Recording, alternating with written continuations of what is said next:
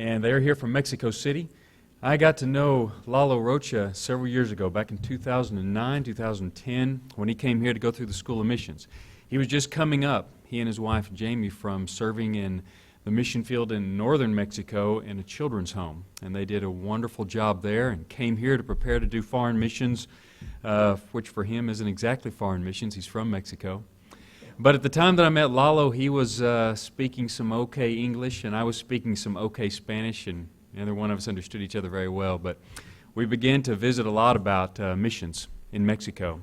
And the Sunset Church of Christ began to support him as their missionary in Mexico City about the same time that I stepped on the mission committee at the Sunset Church of Christ. So over the last 7.5 years, we've gotten to visit a lot about the work there, gotten to know Lalo, and I really respect the integrity with which he works. He's spoken into my ministry. He's allowed me to speak into and challenge his, and together we've grown together, and I greatly respect his leadership in that way. But I also respect the work that he's done there on the field with that team and with the church there. When he first arrived in Mexico City, I think there was a gathering there of about 12 to 15 folks, and through the Lord's blessing, the Lord's grace, and using him and his family and the team that he works with there, the church has grown to about 120 folks. It has a deaf ministry working there with it. And there's several families from here that make up a part of that team. Travis and Bonnie are two aimers who have finished their aim time in Mexico City, but then asked for an extension. And the Sunset Church was glad to give them an extension because we admire both of them greatly for the work that they're doing with the deaf and in some other areas with the youth and just in a lot of different ways. And Travis is going to speak to us. He's from Oklahoma. Kudos for that. And Travis is a fine young man. I've appreciated watching him grow as he's been personally challenged in some areas, opportunities to kind of maybe back away, turn around and run. But he's humbly stood and faced those and overcome them and is still working in Mexico City. So two great men are going to speak this morning. Come on up, guys. Preach the word.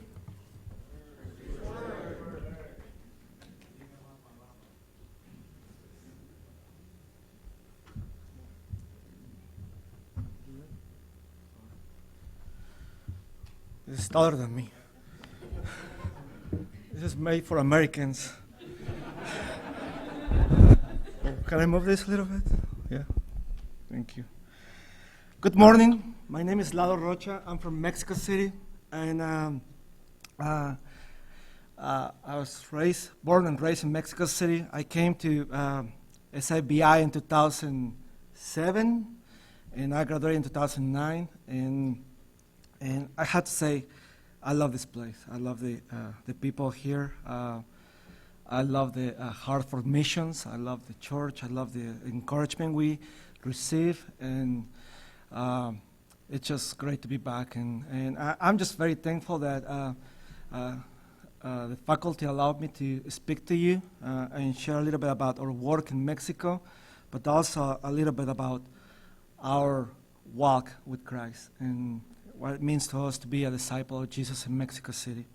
And there is many things that I would like to share with you, but we don't have a whole lot of time. And I was thinking, as a missionary, you always look for ways to encourage people or to find Bible studies or try to make contacts to get people to come to church and get to know what we believe. It's important, and we're always trying to think of ways of how we make or improve our celebration on Sunday morning, or how we can make a better Bible class, or how we can create more small groups, and we're always thinking of ways how to improve ourselves and grow the church. And as missionaries, like, you want to please God, you want to please your supporters, the people that give you money every month, and you're thinking always, how can I do this? How can I do it? And one of the ways we've been doing this, or just trying to make ourselves better at it, it's reading from the Gospels. I mean, in our conversations, we thought, like, we need to go back to what Jesus did. And we start reading the Gospels, and you look at Matthew, for example, and Matthew speaks a lot about Jesus and the King he is, and who he is, and he's a great Messiah, and the Jewish Matthew wrote specifically to the Jewish, right? I mean, you know that. And then when you look at Mark doesn't really talk a whole lot about the genealogy of Jesus. He doesn't talk too much about the king he is.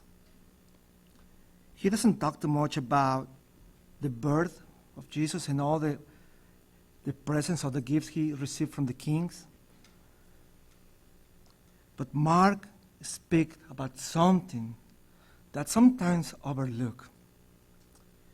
Mark speaks at least 40 times in his gospel about the servanthood of Jesus. So we have to ask ourselves, like, okay, how, looking at Jesus' servanthood, we can get better at what we do. And when we think about the work in Mexico City, there's a lot of needy people. So what do? We make some sandwiches and take it to some hospital and feed people, feed the poor, right? I mean, Jesus came to preach to the poor, right? I mean, that's what we read in Luke 4. Jesus came to speak and preach to the poor, the needy. So, okay, we got that done. Okay. What else can we do? What else can we do? And there's many things that we want to do that we feel comfortable with, like feeding the poor, and maybe, this is my personal favorite one. I pray for you, Paul. I pray for you. Hey, here's come Travis. Please, God, bless Travis. Hey, Travis, I just pray for you. And we love to say that because it's something easy, that's something simple that we can do, right? I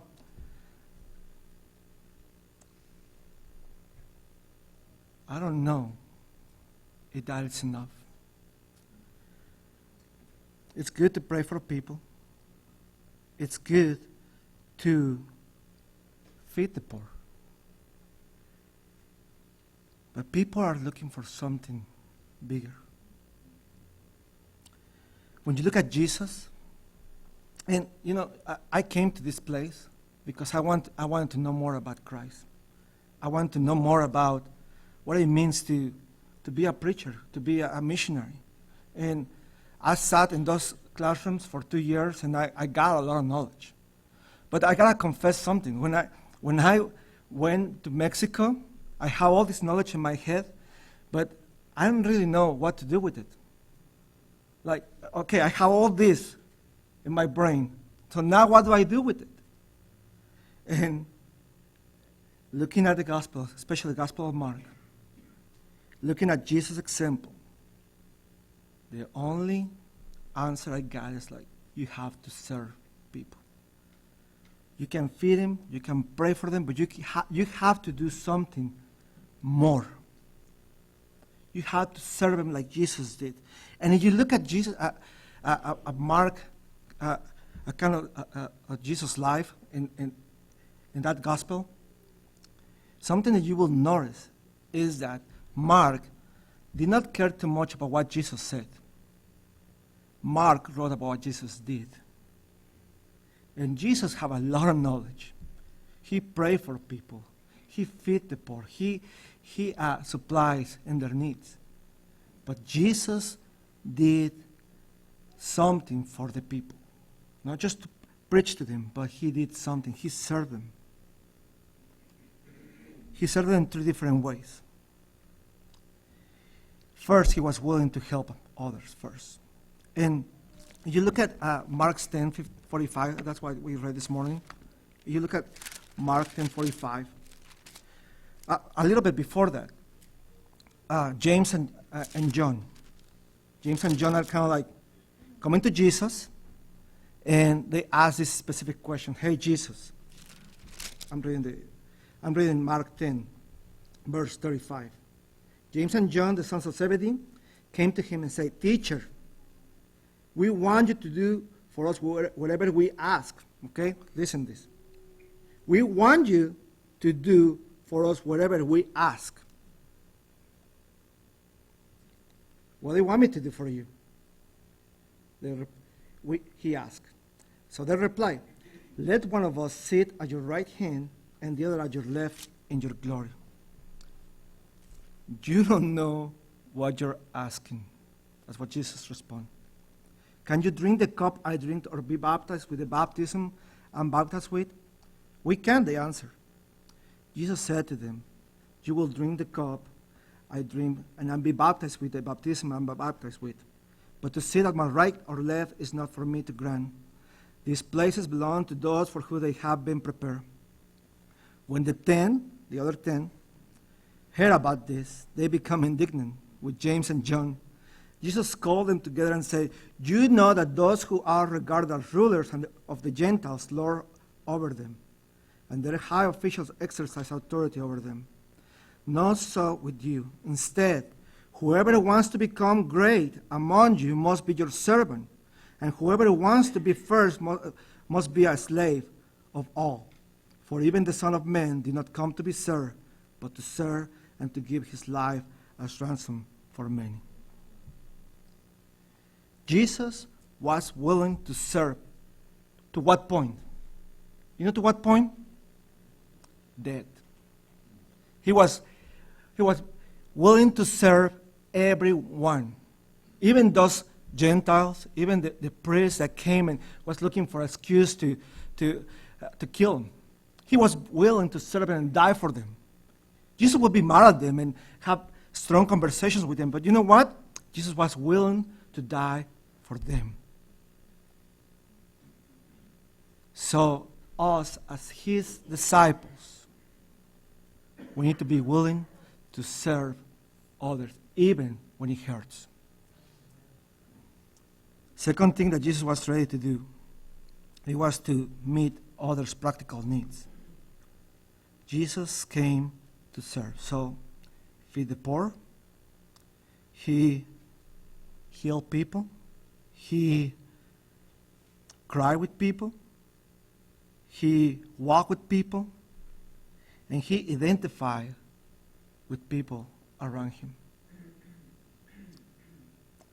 The third thing, he was willing to give or to die for others. And I think that's the greatest sacrifice that Jesus did for us. He died on that cross for you and for me. And that's the reason, because that sacrifice, that's the reason you and me are able to sit here and learn about his life, that we can tell others, because he died and he resurrected, right?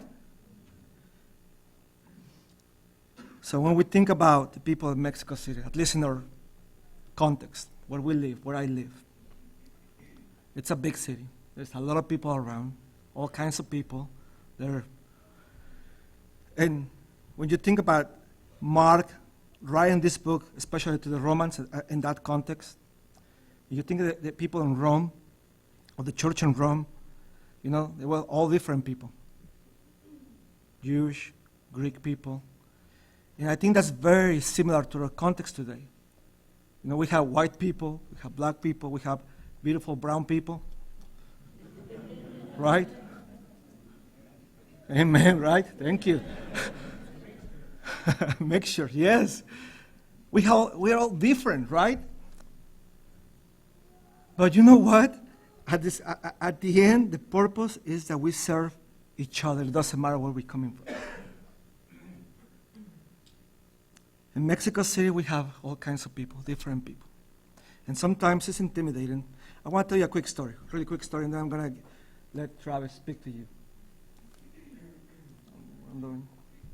Can you click it for me? I'm moving it. It's not going. No. Well, we can sing again.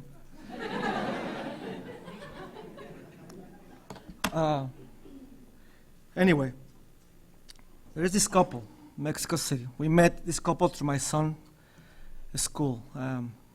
This little friend, his name is Juan Andres. That's my son's friend from school. Can you go to the next one, please?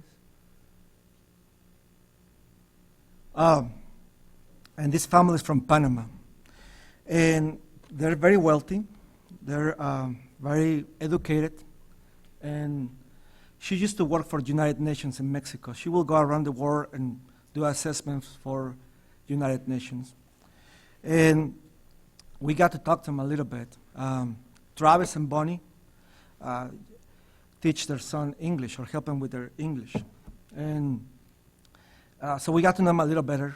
And back in January or February, around that time, she came to us with a problem. So I have a problem. This is, we can get it, huh? And she's like, I have a problem. And her problem was like, I've been dealing with depression for many years, many years. And it's hard for me to sometimes to get off bed and do and work and be a mom, be a wife. And it's hard because my depression is really bad. And I've been going to doctors, psychiatrists. I tried everything. But the last thing she tried, it was some witchcraft. And she met this guy that told her, like, well, in your old life, in your previous life, you were a really bad person. And this is your punishment for being a really bad person. So she came and asked me, is this true? And she's Catholic too. Thank you, that's it.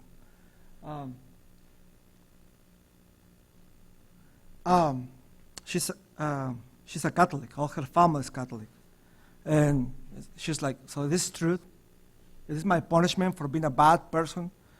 So we spent a good amount of time just reading from the Bible, and I shared some passages on hope and peace and comfort from God, and how much God loves us, and what Jesus did for us. And she came back next week with her husband. We started studying the Bible. That night when she went home, she texted me and saying, I slept really good last night. It's been a long time since I slept good. And so anyway, she went home. She came back next week. We studied more, read more with her husband there. We shared the gospel with them. We reached the point where they understand what they need to do to be saved. But she's like, I can't do that to my dad. My dad just told me, if you change religions, that's how they say it, your mom is going to go into crisis, and your grandma will probably die. So please don't do that. So the last few months, she's been struggling with that decision, with that thought of, what do I do? What do I do? Last week, she called me and said, my sister, I'm not sure you can, can you go, no, what is it? Yeah, that one, thank you. This is her family. This is Carla and Juan, their son Juan Andres, a little baby is called Sarah, and their parents and sister Gabi and Jorge. But anyway, Gabi, her sister, is telling all this time, like, don't waste your time on that. Don't waste your time. Just take your medication and you'll be okay. Don't waste your time going to these Bible classes. Don't do any of that. Just take your medication and you'll be fine. And last week, this little baby, Gabi's daughter, her name is Sarah, fell off from the changing table. Have a skull fracture, blood clot, and she was in ICU for 3 good days. I got a phone call Wednesday night saying, hey, can you come and pray with us? And I said, of course. I went to the hospital. We got together in this little Catholic chapel. We sat there. I started reading some psalms and praying, and they started crying. I started crying a little bit. Next day, I get a message from her sister, Gabi, that she's not a believer. And she's far from being a believer, but I want to thank you, and please thank your God for what you did last night. And my daughter's out of ICU today with a good prognosis. And in her language, in her message, she's trying to thank God, but she's not doing it. You please do that. Please go and thank your God for that. Monday, we have Bible study in our home on Monday nights. Carla texts me and saying, hey, can my parents come to Bible study? I'm like, please. And her mom make a confession and she said that she's looking for God. She's seeking the presence of God in her life. All you need to do is be willing to serve people. You have all this knowledge that you're getting here. Use it to serve people. And do not be afraid. I was a little intimidated with this family.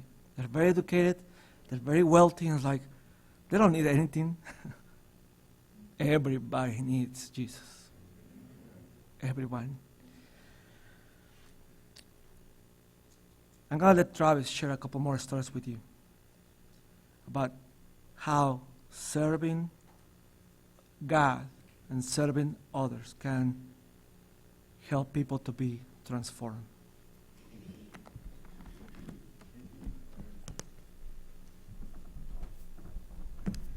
All right, so as Lalo said, I'm going to share a couple stories with you real quick. I think Luke 10 goes really well with this. So in Luke 10, right, so Jesus is sending out the 72 disciples, 2 by 2, and he says, the harvest is plentiful, but the laborers are few. Therefore, pray earnestly to the Lord of the harvest to send out laborers into his harvest, right? So for me, I heard this call, and I answered it a few years ago now. And I was in college. I dropped out of college, and it was actually the best college, the University of Oklahoma.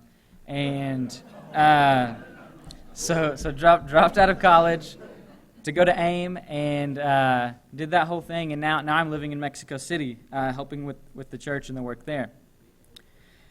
So in Luke 10, if you look down to verse 17, it says, the 72 returned with joy, saying, Lord, even the demons are subject to us in your name. Right? So they come back, and they've got stories to tell Jesus. They want to tell him all these awesome things that they've seen. So I want to talk to you about a couple things that we do in Mexico City. And one thing for me that I've been very involved in, invested a lot of time in, is a family that has been coming to church. They were, I believe, the first family converts in Mexico City with Lalo about 6 years ago. So they've been coming to church and everything, and really, really poor family, about an hour and a half away from where we live. And we were going out there twice a week to tutor their 17-year-old daughter English, because she was in an English school. So we were able to help with that. So twice a week, an hour and a half both ways. That's my time, isn't it? Anyway, so we would do that twice a week, and it turned from just studying English to also doing Bible studies, right? So that's with this 17-year-old girl, and her father, Marco, had a job and everything. We didn't see him all the time, and sometimes he'd come up and he'd participate with us in the Bible studies, and he loved to talk, and it's always a good time to talk to him. But since we started that over a year ago, studying and helping her with English and everything, Jackie has been baptized. Marco decided to quit his job and become a Bible student through the Texas International Bible Institute online in Mexico City. So him and one other guy go up to the church every day to take classes online through like webcams type stuff. So he's doing that now. He's quit his job. He's really liking it. He's really growing, and it's awesome to be able to see now. I see him leading groups. I see him participating more in service and everything. I see him leading like the Bible studies at small groups and everything, and it's just really great to be able to see what he has kind of turned into now. He has also stopped smoking, which he had been doing for many, many years, and it's been great to be able to spend the last year or over a year with this whole family and get to know them and really see the change that has come along in their lives. And that's just been something that we started with a simple thing like English tutoring, and it's had this crazy, awesome response and transformation for them. and I'm really happy to do that. And now I go over there, and he's like, hey, man, I have this homework. Can you want to look at it and help me with it? And I'm like, no, I don't know Greek, So sometimes he's trying to get me to help with Greek, and it's just a good time. Going over there and still helping her with English and still being able to study the Bible with her and with them and everything. That's just been something awesome that has been going on. The second thing that I want to talk to you about is English classes. We offer free English classes at the church building on Saturdays, and that's huge for people in Mexico City. They're like, wait, you said it's free? Yeah, it's totally free. Just come on out. We've got coffee and cookies and English. And the biggest draw is that we are native English speakers, that we're American. So a lot of people are like, oh, you're going to be there. Yeah, I help teach sometimes. It's great. So they come out, and that was one of the first things that we got to be involved with going there as Amers. And now they have between 20 and 25 people coming every Sunday. And seeing the response that has had has been awesome as well. We've had lots of people start coming to church. Lots of people begin Bible studies. So every English class, we have about an hour and a half, I think, of English, and then we spend the last half hour or maybe up to an hour on the Bible. So we go through a story with them. Have a little activity with them about the story, and make sure they're really getting that message, and offer an invitation to come to church, offer Bible studies, one-on-one Bible studies with them, make sure they know about the small groups that are going on all around the city and everything. And there's been a great response from that for people coming to church and people bringing their families to church, bringing their friends to church, one-on-one Bible studies again, and it's just been fantastic. We've got there's a guy that is a teacher or professor at UNAM that's coming to our English classes just to improve his English and everything. We've got just people who just have kind of come in, and we're kind of curious, but now they've stayed around, and now they're coming every week, and we're able to give them a good little Bible story every week and go over that with them. So that's just that has been a couple things that has been greatly encouraging for me to see. I've been blessed to be able to be a part of it. It helps me to see just the impact that we can have on people just by doing simple things like living with them, like helping them with English, maybe even studying the Bible with them. I mean, I think to whatever degree it is, we're able to have an influence with those people, and I think these are two great examples of that, and I hope that this has been encouraging to y'all. Thank you.